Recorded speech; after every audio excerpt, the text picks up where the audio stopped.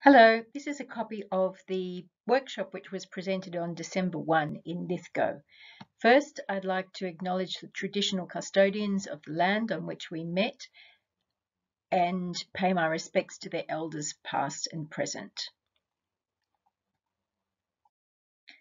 The topic was browsing is the new black and how to get customers over your threshold in a post-pandemic world. I'm Sarah Hunter. I'm a strengthening business facilitator and an experienced commercial leader and consultant. Now, everyone's heard a lot about resilience, and it is something which we've almost heard too much about, but in its essence, it's about recovering quickly from difficulties, and it's about being realistic, accepting, positive, and focusing on the controllables. There are a lot of uncontrollables and there is a lot of change at the moment. So to be successful in navigating this change, being aware of what the trends are and what you can control yourself is really most critical. Now, before COVID, shopping, purchasing, consuming was a combination that we didn't even think about of impulse buys, activity-based trips, socializing. We really just did this without thinking. Some of it was online, some of it was in person, and we accessed it wherever and whenever we felt the need. During COVID, things changed very much. We were obliged to make essential purchases only, to travel to a destination to purchase what we needed and then return home, or to move a lot of our purchases online for safety as well as efficiency. So after COVID, some of the insights that have been identified by research organisations include the continuation of those consolidated shopping trips. So fewer trips, larger purchases in consolidation, not a lot of browsing or looking around, just in there, get all the things that we need and then back out. Click and collect was an extension of that because you boarded online, picked it up, maintained COVID safety, and got the things that you needed. You didn't have the opportunity in store to look at things, to browse, to have a conversation about upselling. It was very much, I want it and I'll collect it, which is a variation on having it delivered. Grocery deliveries was another major growth area. Again, no incidental visits, but in this case also no adjacent store trips. So no popping into the florist or the bread shop or any of those adjacent businesses. It was just having an online order and groceries delivered straight to you. So the online shopping trends, which have grown out of those, include, which have grown out of those and also which existed long before this COVID experience as well, include buy now, pay later, which is becoming very common and which is something that buyers tend to look for. So you may not choose to offer this in your business, but you certainly should be aware that some other of your competitors will do, and that may be part of your evaluation of who your target customer is and how you go about engaging with them. Influencer and social media marketing has certainly grown, and Instagram in particular is something which a lot of younger purchasers for sure, but not only younger purchasers use quite a lot. And Black Friday, which is the Friday after Thanksgiving, is a significant retail opportunity. One thing that's interesting though is that some organisations, some businesses choose to actively withdraw from Black Friday, particularly rural businesses, but not only, and communicate with their customers that they can't and won't be participating in significant sale activity because of the nature of their business and the way they focus on other aspects of value delivery. And in doing that and making those communications, they're engaging with their client base who appreciate the transparency and also are supporting them for reasons other than price.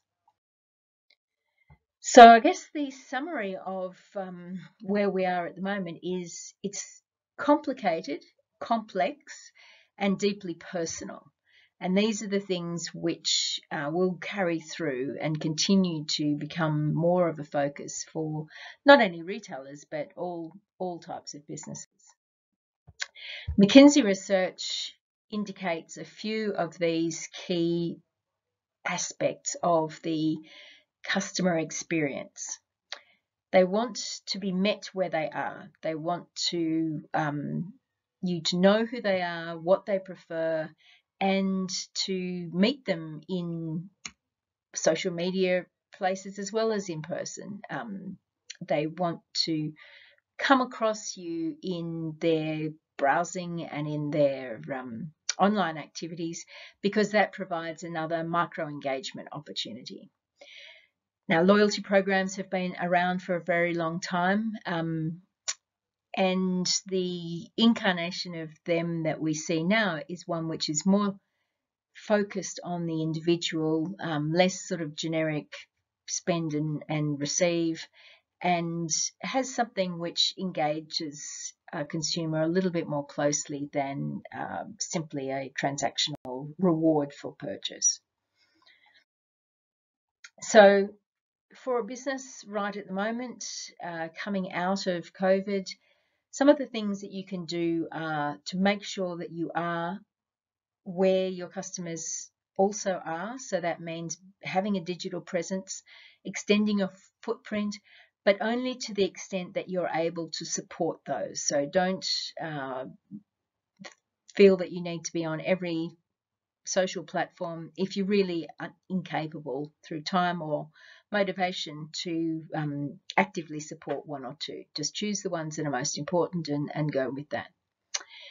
Innovate on omni-channel can include collaboration with others, with adjacent stores or similar type stores or complementary services or goods, and be sort of present in a seamless way for your customers. Now, multi-channel is different to omni-channel. Omni-channel represents a joining up of all those experiences so that it's seamless rather than just having several options as to where you want to be or engage, which is the sort of what multi-channel means. Safety is important, and it's a really good idea to mystery shop your store or get someone else to mystery shop your store or business and work out where the friction points are, where it's a little bit harder to engage with you, because that's one of the biggest hurdles now for customers, and why not remove some of those hurdles?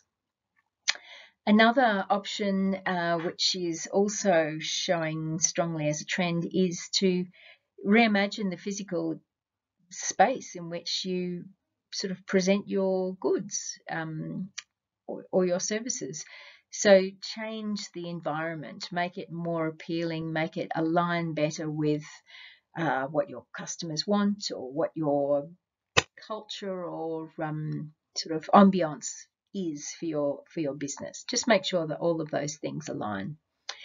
And finally, be ready to flex and change and iterate and adjust in the way that you probably have done fairly regularly over the past few years.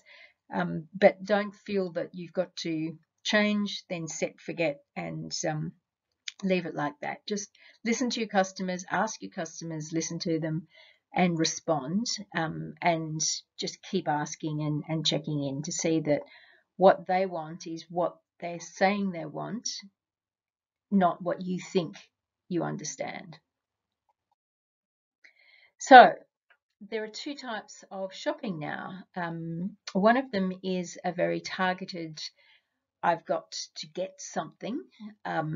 Those are often done online with delivery. It's an efficient thing. I know what I'm looking for. My example is my dog food.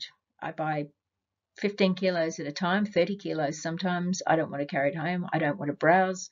I don't want anything except for it to arrive when I need it to. So that's an example of something which has no real variation, and I just want it to be there. So that's the I'm in a hurry example. And I want a treat style shopping is an activity sometimes done with friends. It's a recreation. It's engaging with people, and we've all missed engaging with people while we've had to do it through mostly digital means. And it does reinforce that emotional connection that a customer will have with a business, a product or a service. So this is something which is quite different. It still needs to be efficient, but not ruthlessly efficient. And there are multiple touch points along the way where you can help to improve the experience for your customer just by being present and aware of what it is that they really prefer. So today's customer experience, and certainly in any LGA where there was a constraint on travel or movement, it starts way back with more steps than ever. It starts with finding a mask, getting in your car and making sure that you can legally go to that place. Get to the shop, check whether there are too many people inside for you to also enter. You do your QR code check-in, you show your proof of vaccination, and then while you're in the shop, whether it's overt or not, you do shop with purpose, knowing that others can't come in while you're in there. So there's a sense of obligation that you are more efficient than you would otherwise be. So you can browse, but you might not do so quite as leisurely as you might otherwise have done.